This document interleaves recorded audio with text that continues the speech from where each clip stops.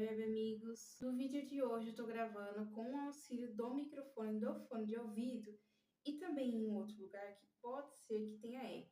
Mas a intenção do fone em específico é melhorar o áudio, porque vocês têm comentado que o áudio tá bem baixo. Já faz um bom tempo que eu ouço sobre isso. Só que, gente, eu sempre tenho mania de escutar no volume máximo possível porque eu sou surda. Isso não é brincadeira, tá? Eu só escuto do ouvido direito, do ouvido esquerdo não escuto nada. Então, para eu entender as palavras certinhas, eu tenho que deixar tudo no máximo. Para mim, quando eu vejo meus vídeos, tanto na gravação original quanto na edição, porque eu tenho que assistir de novo para revisar, e depois que publica, aparenta que o áudio está muito bom e no melhor volume possível. Talvez seja uma questão de hábito mesmo de escutar com volume baixo, né, meus amores? Eu não sei, mas juro pra vocês, tudo antes e depois que eu publico, pra mim o volume continua normal, assim. E eu até sou uma pessoa que fala muito alto justamente por causa da surdez, porque não basta eu de surda, eu convivo com algumas pessoas que são surdas, então eu tenho que falar alto também para elas me entenderem. Mas se vocês perceberem alguma mudança para melhor com a gravação com fone de ouvido, que eu não sei se vocês vão enxergar porque eu estou vestida de preto, e o cabo também é preto. Aí vocês comentam aqui embaixo para que eu continue a gravar assim.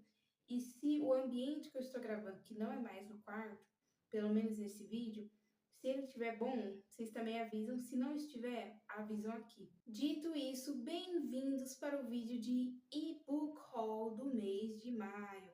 Nesse caso vai ser somente e-book haul, porque todos os livros que eu comprei são em formato e-book. Então, eu fiz um book haul do mês passado, que tinha os dois tipos de formato. Caso você seja novo ou ainda não viu, corre lá para ver. Se você já está aqui há um tempinho, pelo menos há mais de um mês, e não viu, pode ser um sinal que você não ativou o sininho.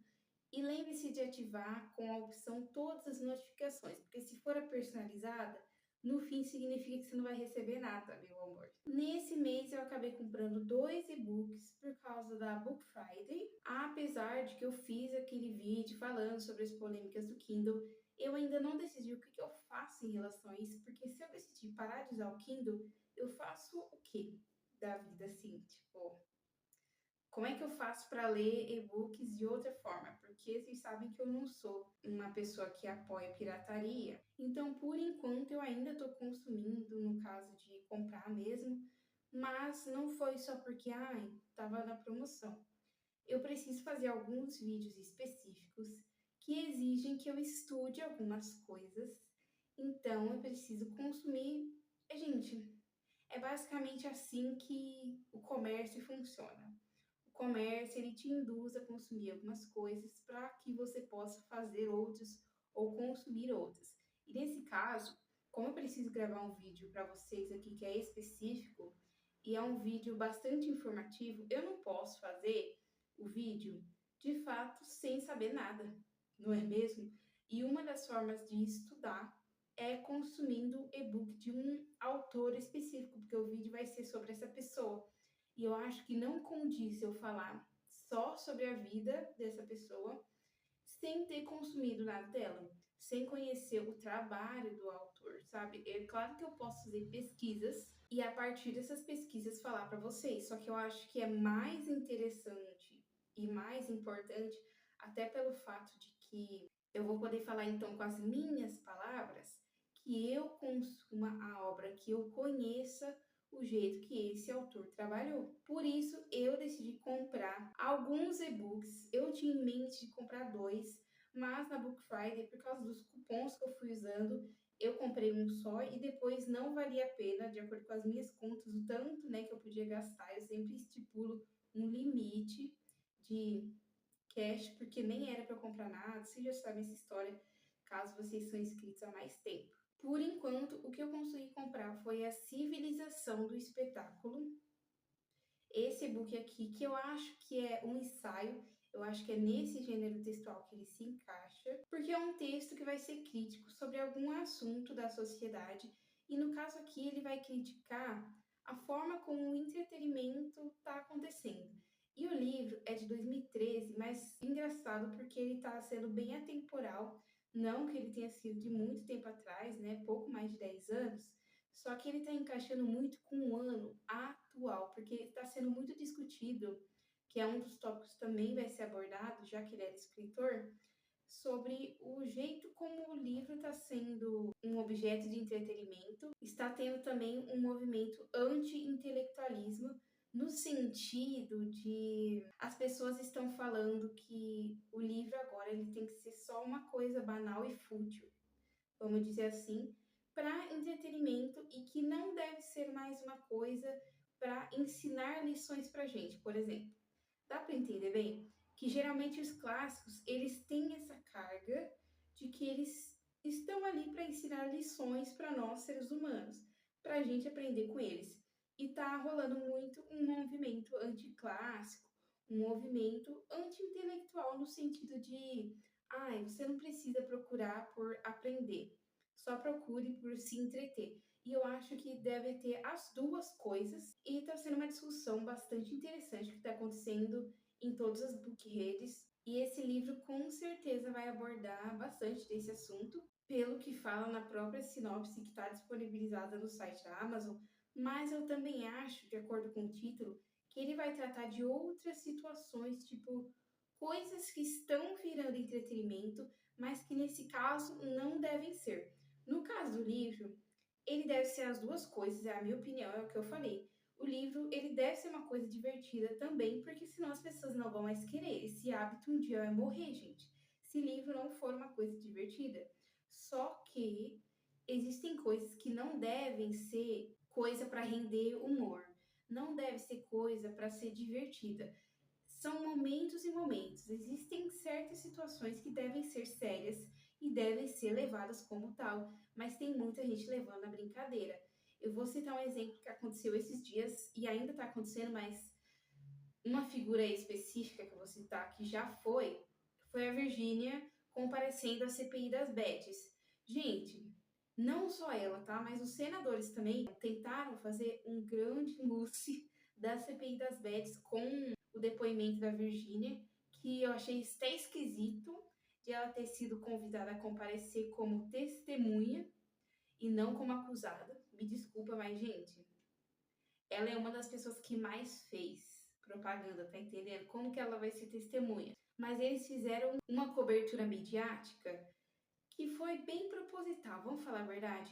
Foi bem para chamar a atenção das outras pessoas e conseguiu, porque eu assisti 3 horas, eu não assisti ao vivo, assisti gravado, porque eu quis ver na íntegra, porque tava todo mundo comentando, principalmente os youtubers de React, comentando sobre a participação da Virgínia, porque ela realmente quis fazer um circo numa coisa que é séria. Ela poderia ter falado alguma coisa que iria incriminar a si mesma.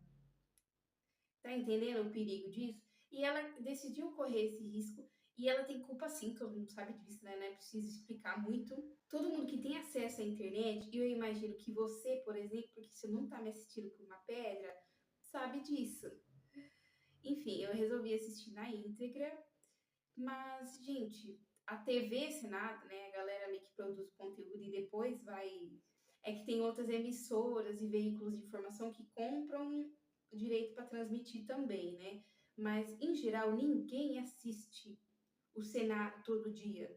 Não tem grande audiência. E eles sabiam que convidando, é aquela vibe, você está convidado a se retirar, nesse caso você também está sendo convidado para uma coisa ruim, né? Convidando esses influencers para depor e gravando, eles sabiam que na internet ia virar uma grande piada, que ia render muitos memes. A Virgínia até foi acusada de fazer algumas coisas de propósito para fazer gracinha na internet e depois viralizar, e conseguiu. Eu acho que esse tipo de situação também vai ser abordada. Tanto o fato de que coisas que são sim para entretenimento, mas elas estão sendo deturpadas, tanto também quanto outras coisas que não devem ser levadas na brincadeira e estão sendo levadas na brincadeira, e aliás, com muita frequência e em muita quantidade, o que é diferente, né? Porque, por exemplo, muita frequência, a Virgínia tudo que faz é uma brincadeira. Muita quantidade, não é só a Virgínia que vai depor. Não é só ela que vai ficar fazendo graça, entendeu? Essa é a diferença da coisa. Se eu não me engano, esse e-book é relativamente curto. Eu acho que ele não tem nem 300 páginas. Eu não tenho certeza de quando o vídeo sobre Mário Vargas Llosa vai sair. E eu acho que eu pretendo, ao invés de comprar um próximo e-book, procurar em bibliotecas para poder fazer esse estudo e trazer o vídeo para vocês o quanto antes. Para quem não sabe, gente, Mário Vargas Llosa, ele faleceu mês passado, tá? Por isso que, apesar de eu falar o quanto antes, eu não quis trazer no mês passado, porque eu acho que não é muito legal, já que eu vou falar tantas coisas boas quanto as coisas ruins. Por isso que eu deixei para fazer depois. Eu pensei que eu ia fazer esse mês já, só que como eu demorei muito para comprar o e-book, aí provavelmente só mês passado ou para frente ainda. Mas que fique claro, eu sempre ouvi falar dele, porque ele é realmente muito famoso, ele é um dos mais famosos escritores de língua espanhola, mas eu acho que uma oportunidade para me engajar mais na leitura é justamente estipular que eu tenho que gravar um vídeo porque isso me motiva muito, gente. É que assim, eu nunca falei isso para vocês, mas todo mês eu leio algumas coisas. Eu geralmente só começo a ler na segunda quinzena, ou seja, a partir do dia 16 de cada mês. Eu não sei por que que isso acontece, eu não sei, talvez tipo nas primeiras semanas do mês é tudo muito corrido, porque a economia gira bem nessa época e eu tô em procura de emprego, então eu fico muito ocupada e muito ansiosa e o meu mundo gira em torno de procurar emprego. Então talvez seja por isso também e envolvem outras questões. Aí depois da metade do mês eu começo a acalmar um pouco e fazer esse tipo de coisa mais relaxante, que é leitura, por exemplo. Porque leitura também é uma coisa que exige muito tempo. Então a primeira metade do mês é difícil. O segundo e-book que eu comprei foi Santo de Casa, do Stefano Volpe. Eu já tenho um e-book dele, antes desse, que eu acho que foi lançado no ano passado. E, nossa, pelo que me parece, assim, ele é uma máquina, né, de lançamento. Porque eu acho que no ano retrasado ele também já lançou outro. Porque vários lançamentos dele eu já ouvi falar. Do ano passado que lançou, que foi Segredo das Larvas, eu comprei e eu falei disso para vocês num vídeo que vai estar aqui embaixo. Um vídeo que eu ensinava para vocês como economizar na Prime Day, do evento que acontece na Amazon. E por falar nisso, o Stefano Volpe, ele coloca uns descontos bem bons nos e-books, tá? Porque livro físico eu não costumo comprar mesmo, em geral, então eu não fico monitorando. Mas realmente, o preço saiu bem bom. Então, por isso que eu comprei, apesar de que eu não pretendia, como eu falei para vocês, eu queria dois do Mário Vargas Llosa, só que aí sairia melhor o do Stefano Volpe do que do Mário. E o tema foi bem interessante, porque é uma coisa que eu estou passando atualmente, que é luto, e eu sabia, assim, eu não sei se eu deveria, mas eu imaginava que aconteceria isso. Depois que aconteceu o problema lá, né, o dia fatídico de que um ente faleceu, eu já imaginava que eu ia começar a ficar um pouco obcecada com o assunto. Eu tô tentando levar na boa e evitar transformar nisso num problema para minha vida, porque eu estou viva, certo? Aí eu não posso ficar em função disso de novo, porque eu já fiquei, tá? Eu não vou ficar falando desse assunto muito detalhadamente, mas os lutos que eu tive até hoje, e eu sou uma pessoa que tem 18 anos, sou muito nova para ter uns problemas desse tipo, né?